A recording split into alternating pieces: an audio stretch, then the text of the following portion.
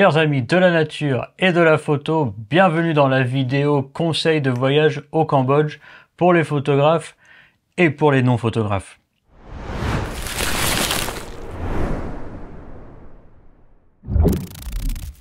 J'espère que vous aimez bien le fond derrière moi. Brian, que vous avez vu dans notre photo du mois, si vous me suivez sur Instagram, nous a aidé à le coller et je suis plutôt content. Ça assombrit un petit peu derrière, j'espère que je ressors un petit peu mieux. Passons tout de suite à la vidéo. Je vais diviser cette vidéo en plusieurs parties. Les choses à voir, les conseils en général, l'argent, les formalités, la météo et les conseils qui dérivent de mon expérience personnelle. Alors, qu'est-ce qu'il y a à voir à Siem Reap? Vous connaissez peut-être le temple d'Angkor qui s'appelle Angkor Wat. S'il n'y avait que le temple d'Angkor. J'ai préféré vous faire une vidéo plus thématique sur les choses à voir plutôt que de vous faire un compte-rendu quotidien. D'autres personnes le feront en plus certainement mieux que moi. Alors avant toute chose, et je vais y revenir un peu avant la fin de la vidéo, prenez un guide. Vous considérez toutes les informations que vous allez recevoir de ce guide et votre facilité de mouvement dans les endroits et les conseils qu'ils ou elles vont vous donner. Ça vaut largement l'argent que vous y dépenserez. Et surtout, ça ouvre les yeux sur l'incroyable civilisation qui a vécu autour de Siem Reap. Toutes ces choses-là que, il faut bien l'admettre, en France, on n'apprend pas, bien que c'était une colonie française, n'est-ce pas? Et bien, franchement, ça vaut vraiment le coup, donc je vous conseille, prenez un guide. Disclaimer terminé. Ah oui, on va commencer par le plus grand, le plus gros, Angkor Wat. Donc évidemment, oui, c'est le plus grand, c'est le plus gros, c'est le plus connu. Mais pour vous dire toute la vérité, c'est pas celui qui nous a le plus marqué. Alors c'est vrai qu'on y est allé un peu avant le coucher du soleil et que malheureusement il commençait à faire sombre et on s'est un peu fait dégager par, par les gardes qui sont tout autour des ruines, quoi. Notre guide Savol n'a pas eu le temps de tout nous expliquer, c'est vrai, mais il y a une raison pour laquelle la semaine dernière je vous ai fait une vidéo sur Ta Prohm et pas sur Angkor Wat, c'est parce qu'on a bien préféré Ta Prohm et d'autres temples dont je vais vous parler un peu après qu'Angkor Wat. Donc faites-le. Passez-y, je sais pas moi, 2-3 heures, enfin le temps que ça prend, et passez à autre chose, parce qu'en réalité, je vous l'assure, et ce n'est pas que moi, d'autres amis en Corée qui y sont allés m'ont dit exactement la même chose, les autres temples autour sont plus intéressants.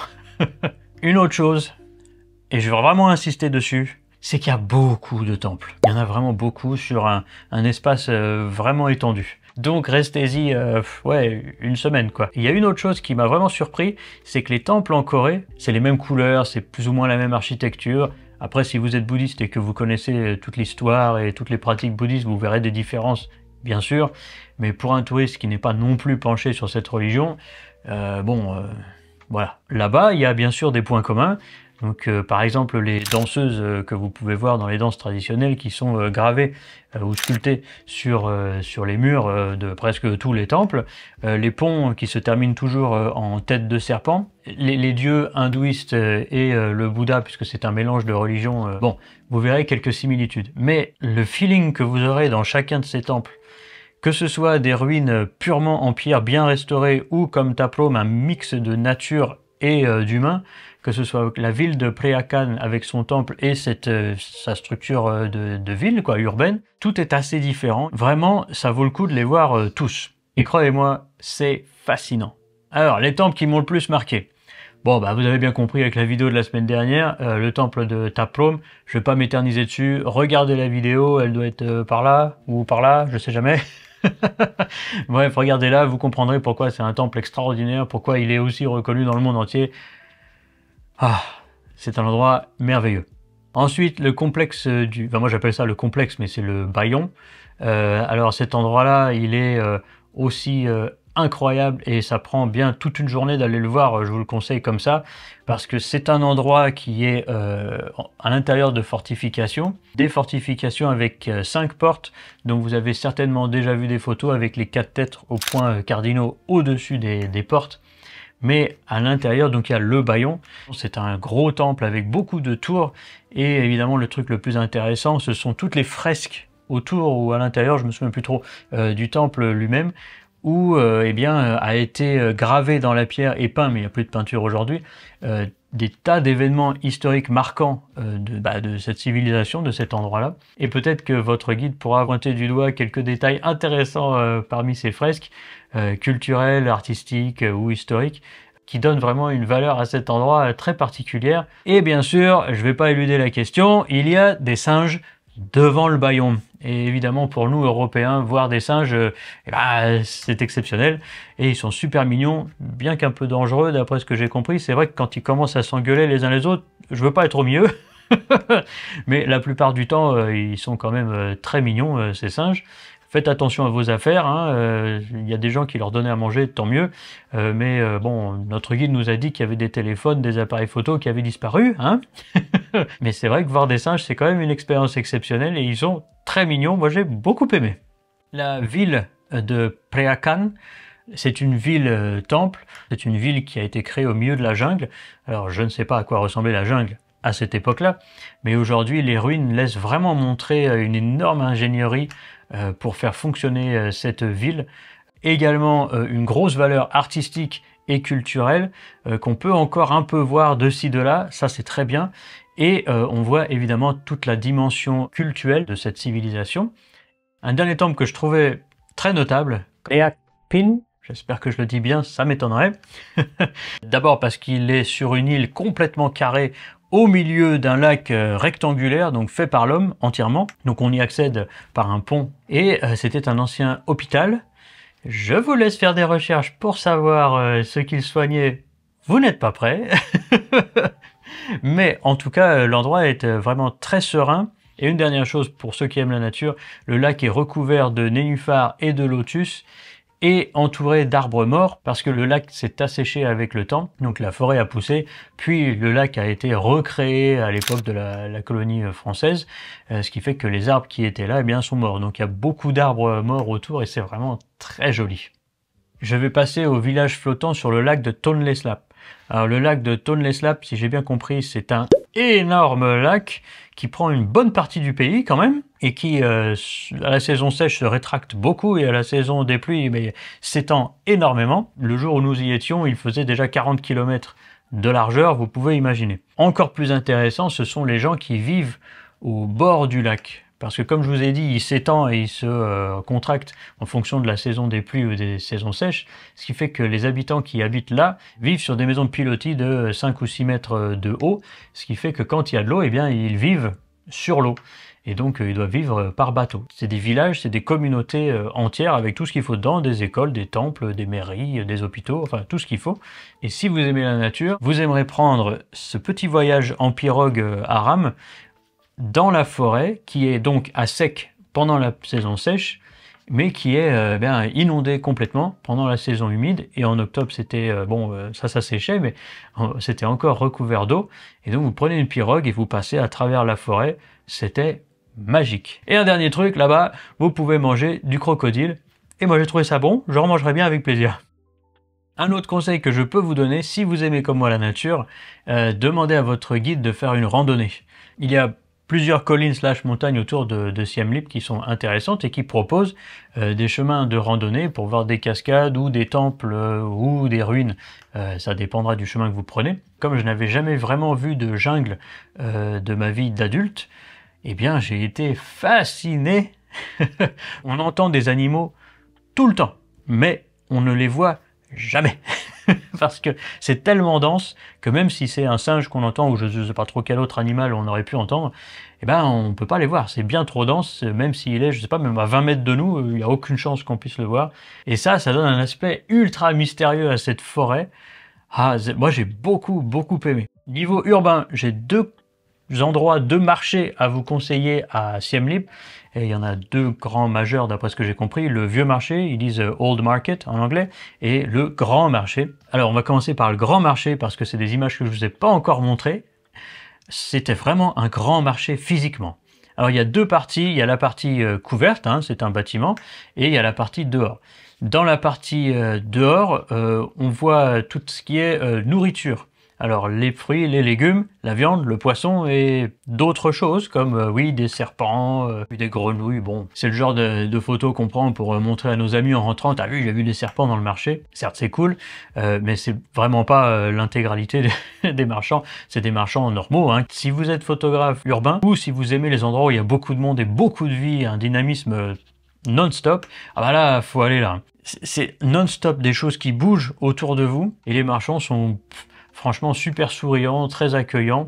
J'ai l'impression que c'est des gens de marché, quoi. Alors, il y a l'autre partie du grand marché, c'est la partie couverte. Dans la partie couverte, c'est plutôt les vêtements, parce que je me rappelle, alors pas les vêtements normaux, c'est plutôt les vêtements de cérémonie, choses comme ça, les jouets, enfin tous les produits manufacturés, dentifrice, brosse à dents, je sais pas, voilà, tout ce qu'on met dans la maison, bref, voilà. Mais au milieu, vraiment au cœur du marché, c'est la partie bijouterie. Et la partie bijouterie est assez incroyable, parce qu'il y a genre 4-5 allées comme ça. C'est des lumières orange là, super fortes, et il y a vraiment des gros cailloux, hein. Moi j'y connais rien en, en bijouterie, vous voyez, j'ai mon alliance, mais c'est tout. Et ouais, c'est assez impressionnant, il y a vraiment de toutes les couleurs, de toutes les pierres, de l'or, de l'argent. Le deuxième marché qui se trouve dans l'endroit un peu plus touristique, on va dire le centre-ville touristique de Siem Reap, c'est le Old Market, le vieux marché. Et donc maintenant c'est devenu plus un marché touristique, c'est là que vous allez forcément acheter vos souvenirs. Que vous dire, il y a des artisans et puis il y a des gens qui vendent des pantalons éléphants que j'aime beaucoup. À côté il y a la rue, je ne sais plus comment elle s'appelle, mais c'est la rue où il y a tous les bars et restaurants internationaux. Donc si vous avez absolument besoin de manger international, vous pouvez aller là. C'est un peu plus cher qu'ailleurs évidemment, mais c'est tout à fait abordable et franchement c'est plutôt bon, donc pourquoi pas. Vraiment l'ambiance est super sympa là-bas, donc pourquoi pas, allez-y. La dernière chose à voir et que je vous conseille de faire si vous en avez l'opportunité, c'est d'aller visiter des temples en activité. Parce que lorsque vous voyez les ruines de temples, grâce à l'aide de votre guide, vous allez pouvoir imaginer comment les gens utilisaient la religion physiquement à ce moment-là. Certes, c'est chouette, mais ça reste une imagination. Alors que si vous allez dans un temple en activité, eh bien vous verrez les gens faire les activités cultuelles d'aujourd'hui et qui sont en vérité pas si loin de ce qu'on faisait à l'époque d'après ce que j'ai compris. Avant-dernière partie, j'ai l'impression que cette vidéo va être très longue, mais c'est les conseils en général. Passons à la catégorie de l'argent. Je vais éluder cette question assez rapidement parce que c'est peut-être un des plus gros facteurs pour vous. Alors le premier, le plus grand et vraiment le plus important, ça va être sur l'argent, la monnaie. Là-bas, le dollar US et l'argent local sont acceptés tous les deux. En revanche, prenez toujours des billets propres, limite neufs. Pas une petite pliure, pas une petite déchirure, parce que vous allez vous les faire refuser. Ça va pour les dollars, mais ça va aussi pour la monnaie locale. On m'a expliqué que quand les commerçants amenaient ces billets-là à la banque pour les échanger, eh bien, s'ils sont un peu détériorés, ils ont moins d'argent que s'ils étaient en meilleures conditions. Donc, prenez des billets neufs, vous pourrez tout payer en dollars, donc vous inquiétez pas. Parfois, on vous rendra des billets locaux, il n'y a pas de pièces, donc ça c'est bien. Vous aussi, jouez le jeu. Quand on vous rend des billets, si vous voyez qu'ils sont un peu mâchés, les acceptez pas. C'est pas parce que vous êtes obligé d'être méchant, c'est parce que vous aurez du mal après à acheter des choses avec. Donc vous pourrez plus vous en débarrasser. Ne gardez qu'un ou deux billets pour le souvenir si vous voulez, mais si vous voulez utiliser vos billets, faites attention qu'ils doivent être propres et neufs. Mon père a réservé l'hôtel 5 étoiles dans lequel nous étions à Siem Reap et il m'a dit que la nuit était à 55 €. Si vous voulez voyager pour moins cher, il y a des tas d'options, j'en suis certain. Pour les repas, alors comme nous suivions une guide, nous allions dans les endroits un peu touristiques, hein, on imagine, ce qui fait que la nourriture était très bonne, mais j'imagine un petit peu plus cher que dans les autres endroits qui sont pas faits pour les touristes. Nous avons mangé entre 5 et 12 $. En général, dans la ville, les plats sont entre 5 et 7 $, peut-être 8 $. Mais vous pouvez manger pour beaucoup moins cher, entre 2 à 3 $ si vous mangez sur les restaurants pas très touristiques ou dans les quartiers pas touristiques. Les transports, du fait de notre hôtel, on avait accès à un van, donc on avait un van toute la journée. Je sais pas à combien c'était la journée, mais si vous allez au Cambodge, vous allez utiliser un tuk-tuk et les tuk-tuk à l'unité, on va dire par voyage, ça peut revenir assez cher finalement, même si c'est 2-3 $ la course. Si vous faites ça, je sais pas, 5-6 fois dans la journée, ça peut revenir assez cher. Donc le gros conseil, c'est de privatiser un tuk-tuk pour la journée. Et je sais combien nous a coûté le tuk-tuk de la dernière journée. Il nous a coûté 15 $ US. Alors passons aux formalités. Les formalités aujourd'hui pour aller au Cambodge, parce que qui sait, ça pourra peut-être changer. Il y en a deux principales, c'est le visa et le e-arrival card. Alors le visa, eh bien, faut vous approcher de l'ambassade du Cambodge, soit physiquement, soit par leur site internet. Moi, je l'ai fait par le site internet. J'ai reçu mon visa dans la semaine, je crois même 4 jours, quelque chose comme ça. Vous pouvez toujours le faire à l'arrivée à l'aéroport, mais bon, vous allez perdre votre temps. Pareil pour la e-arrival card. Vous pouvez le faire sur ce site internet ou sur l'application qui fonctionne aussi. C'est gratuit, c'est juste des informations personnelles de type voyageur. Vous recevez un document comme celui-ci. Personnellement, moi, je l'ai laissé sur mon téléphone. Donc ça, c'est la formalité obligatoire pour rentrer sur le territoire. Le visa nous a coûté 36 $, si je dis pas de bêtises. Et l'e-arrival card est gratuite. Dernière formalité, c'est pas un truc légal national, c'est par rapport au temple d'Angkor, temple au pluriel, puisqu'il y en a vraiment beaucoup. Vous avez besoin d'acheter un ticket d'entrée pour tout le complexe des temples. J'imagine que si vous allez à Siem Reap, c'est pour voir ça, c'est pour ça que je vous en parle maintenant. Alors, il y a 3 offres, un jour 37 $, 3 jours 62 $ et 7 jours 72 $. Vous avez compris, en fonction du prix et de la durée, mon conseil va être d'éviter de prendre un ticket à la journée si vous avez le choix. Prenez 3 ou 7 jours en fonction de la durée de votre voyage. Je vous le promets, vous n'aurez pas le temps de tout voir en un jour, c'est impossible. Romain du montage, j'ai oublié de vous préciser, achetez vos tickets avant le voyage, gardez le QR code que vous recevrez dans votre téléphone pour le scanner à chaque entrée de chaque site. Sinon, vous devrez vous lever tôt pour aller acheter votre ticket en physique au bureau de Angkor Enterprise. C'est vraiment pas cool parce qu'en plus, il y a beaucoup de monde. Prenez-le avant. Les adaptateurs électriques. Alors vous oubliez parce que partout ce sont des prises je sais pas moi, multi-zones quoi, j'en sais rien.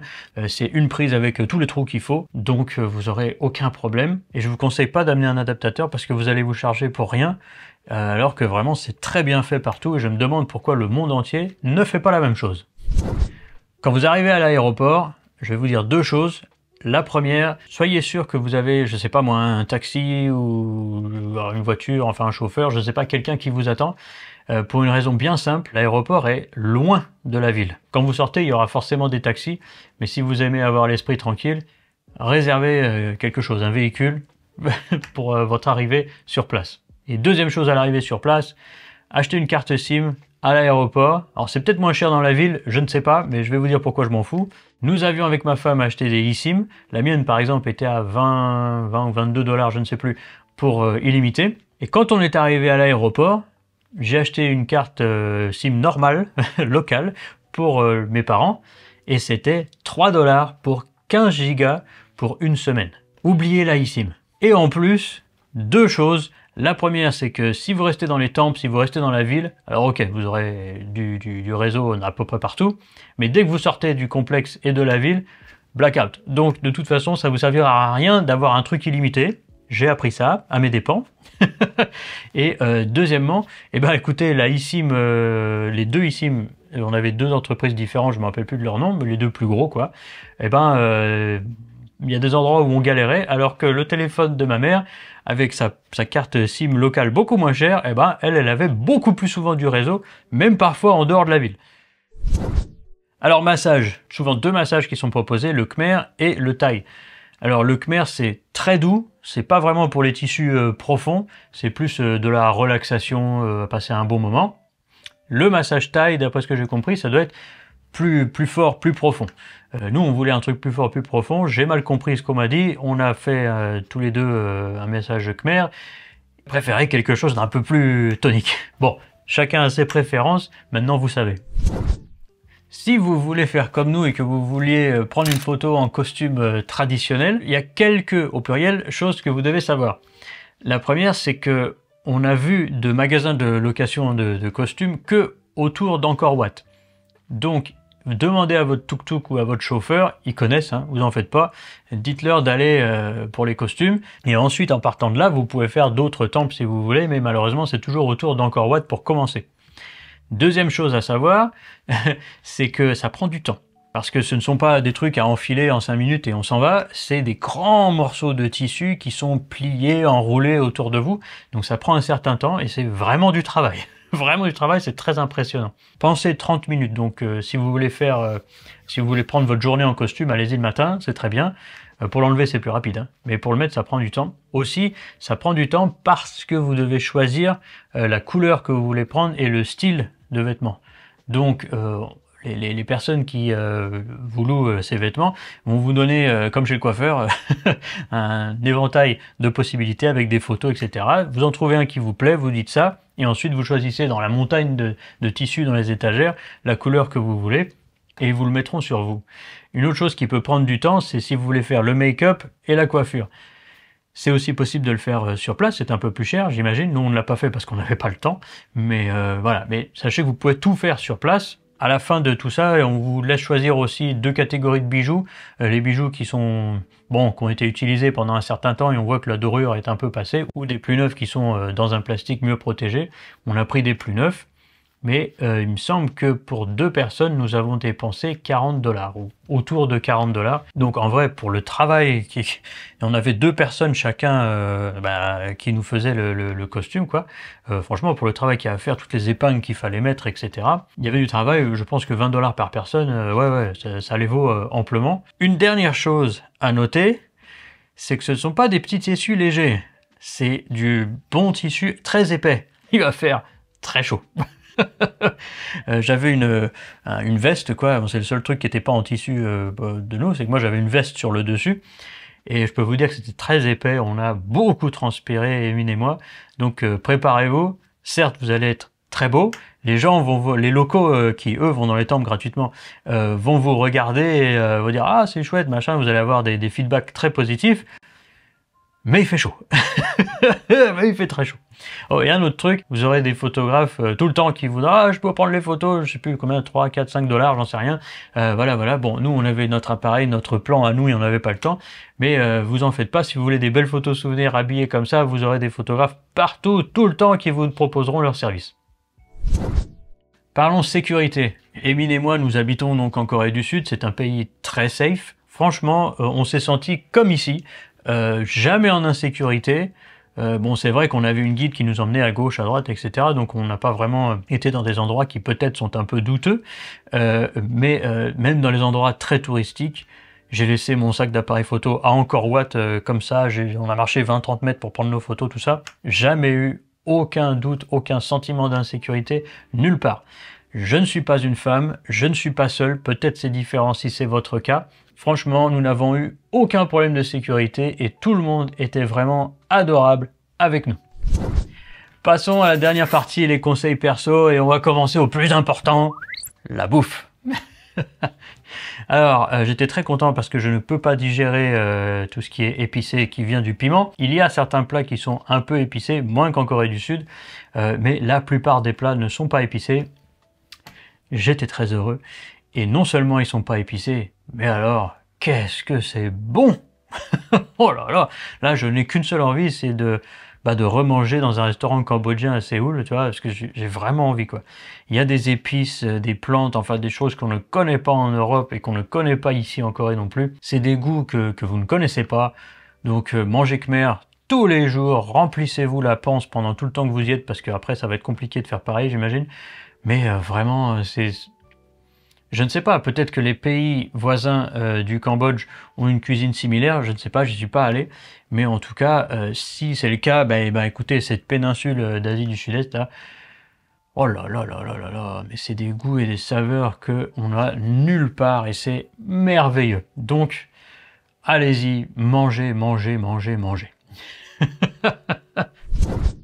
Je connais pas le Cambodge extrêmement bien, mais je peux vous dire que octobre, c'est entre la saison des pluies et la saison sèche chaude. Comme c'est le mois de transition entre les deux, il se passe 2 choses. D'abord, il pleut moins. Parfois, il pleut le soir. Il y avait une espèce de pattern qui se répétait. Toute la journée était ensoleillée et jolie. Et puis le soir, ça devenait plus nuageux et parfois pluvieux. Et la deuxième chose super importante, c'est que c'est pas encore la haute saison, donc les hôtels sont beaucoup moins chers, et j'imagine que les avions aussi. Donc niveau température, il fait chaud parce que c'est l'Asie du Sud-Est, mais en vérité ça va, sauf si vous êtes en plein soleil, en pleine journée, c'est vrai qu'il fait chaud. Mais sinon, bon, faut accepter, on va au Cambodge. Beaucoup d'entre vous vont me dire « Ah, il pleut, j'aime pas la pluie, blablabla », d'accord. Mais la pluie c'est magnifique là-bas, surtout si vous êtes dans des ruines de temples, vous ne verrez jamais la même chose quand il pleut dans un temple que quand il fait beau. Et moi, personnellement, j'adore la pluie, donc c'est vrai, ce que je vous dis là est très biaisé. Mes parents, notre guide, Émile et moi, nous étions plutôt trempés après la bonne drache, le bon gros orage qu'on s'est pris à un des temples un soir. Mais en réalité, moi, j'ai adoré l'expérience parce que ça m'a fait montrer des choses que vous n'auriez pas vues autrement. Mais par exemple, il y a toutes les rigoles pour enlever l'eau des étages supérieurs des temples qui finissent en espèce de gargouille. Et ça, vous pouvez pas le voir, ou en tout cas, vous pouvez pas le voir comme ça s'il fait beau. Si vous savez qu'il va peut-être pleuvoir ou quoi, bah, prévoyez un petit parapluie avec vous. Mais en réalité, la pluie n'est pas un problème. Au contraire, ça peut être un révélateur de choses différentes et vous aimerez ça. J'ai eu mal au ventre pendant le voyage. Je ne pense sincèrement pas que c'était à cause de la nourriture. C'est quelque chose que je pense que mon père a ramené de la France parce qu'il était malade dans l'avion. Et puis j'ai été un peu malade quelques jours après. Bon bref, voilà. Donc je pense pas que ça a à voir avec le voyage au Cambodge en lui-même. En revanche, je vous parle de ça parce que oui, j'avais mal au bide. Mais il y avait des pharmacies faciles à accéder à peu près partout. Et elles sont faciles à trouver parce que c'est pratiquement les seuls établissements qui sont complètement blancs. Et pour les Ouest européens, c'est très bien parce qu'il y a la même croix verte que chez nous. Et elles ont tout ce dont vous aurez besoin pour un bobo de ventre ou autre type de bobo. Si vous avez des pathologies très particulières, vous connaissez votre situation, vous savez ce que vous devez prendre. Je parle pas de ça, je parle de bobo en général, comme on se fait lorsqu'on est en voyage, quoi. Donc niveau santé, en tout cas, vous inquiétez pas trop, buvez bien parce qu'il va faire chaud, je pense que c'est le conseil le plus important. Voilà. Je voulais vous parler des danseuses traditionnelles. Alors elles sont danseuses principalement connues parce que ce sont les femmes qui font les mouvements des doigts qui font référence au lotus, enfin bon bref, à certaines autres choses. Je vais pas trop vous en parler comme si j'étais expert parce que je ne le suis absolument pas. Je suis un touriste lambda, j'ai regardé ce spectacle et j'étais, comme j'imagine tout le monde, émerveillé par ce qu'on a vu, autant par la délicatesse et l'élégance des danseuses comme des danseurs, et c'est vraiment une expérience à faire, je le crois. J'ai un bémol, et c'est peut-être le point le plus négatif de tout mon voyage pour moi, c'est que nous avons vu ça sous les conseils de notre hôtel, nous avons vu ça au cours d'un dîner-spectacle. Donc on nous servait à manger très bon pendant le spectacle et moi j'aime pas trop manger pendant que je regarde quelqu'un travailler, enfin surtout travailler pour me donner des émotions et me faire comprendre quelque chose au travers d'une danse ou d'un spectacle quel qu'il soit. Et je trouve que c'est pas très respectueux. Je préférais payer un ticket spectacle pour voir un spectacle et voilà, moi j'aurais préféré ça. Ceci dit, la nourriture était très bonne, on a vraiment très bien mangé ce soir-là et le spectacle est, c'est vraiment quelque chose à voir.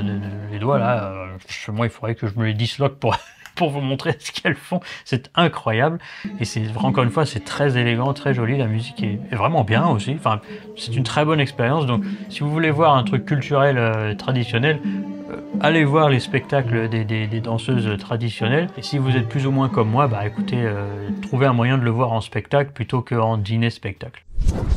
Les derniers conseils de mon expérience, eh bien je vais vous dire où j'ai dormi et le guide que nous avons pris. Je vais commencer par notre cher guide, Savol. Merci beaucoup pour toutes les informations, ton sourire, ta bonne humeur et ton professionnalisme pendant ces 5 jours. Tu nous as émerveillés. Donc pour mes viewers francophones, contactez Savol, vous serez satisfaits de votre voyage et de tout ce que vous aurez appris. Pour l'hôtel, nous étions au One Residence and Spa. Mon père avait choisi cet hôtel-là parce que, bon, 5 étoiles, donc comme ça on savait qu'on était au confort. Et comme ils sont assez âgés, c'est mieux. Mais surtout parce que le monsieur qui tient cet hôtel, en plus d'être très gentil, il parle français et anglais. Et le staff de cet hôtel parle ces 2 langues-là. Le cadre est également magnifique. Les petits déjeuners, moi j'ai beaucoup aimé le riz sauté au petit déjeuner, mais il y a petit déjeuner continental, américain, tout ce que vous voulez. Le restaurant sur le toit, le premier soir, la cuisinière, moi, elle aurait plusieurs étoiles Michelin que ça m'étonnerait pas, tellement que c'était bon ce qu'on a mangé ce soir-là. Donc vraiment, si vous avez les moyens, ou alors si c'est pas la saison chère, allez-y, One Residence and Spa, c'est une bonne adresse. Voilà, j'espère avoir fait le tour, j'espère avoir répondu à beaucoup de vos interrogations. J'espère aussi vous avoir convaincu d'acheter un billet d'avion pour Siem Reap au Cambodge parce que vraiment ça vaut le coup. Vous ferez pas beaucoup de voyages comme ça dans votre vie, croyez-moi. Si jamais j'ai oublié quelque chose ou que vous avez une autre interrogation sur un voyage, n'hésitez pas à me le mettre en commentaire. La semaine prochaine, je ferai une petite rubrique pour y répondre. La semaine prochaine, suite à 2 personnes qui m'ont demandé de présenter quelques photos que j'ai prises pendant ce voyage, je vais donc faire l'équivalent de cette vidéo aujourd'hui, mais en mode photographe. Je vous retrouve donc la semaine prochaine pour parler plus photo qu'aujourd'hui. Je vous demande de liker la vidéo si vous avez appris quelque chose. Abonnez-vous pour continuer ce voyage. Laissez-moi un coin en commentaire. Ah non, laissez-moi un Khmer en commentaire. Je vous retrouve la semaine prochaine. Vous le savez, je compte sur vous pour faire grossir cette chaîne, pour que j'ai encore beaucoup d'images à vous raconter.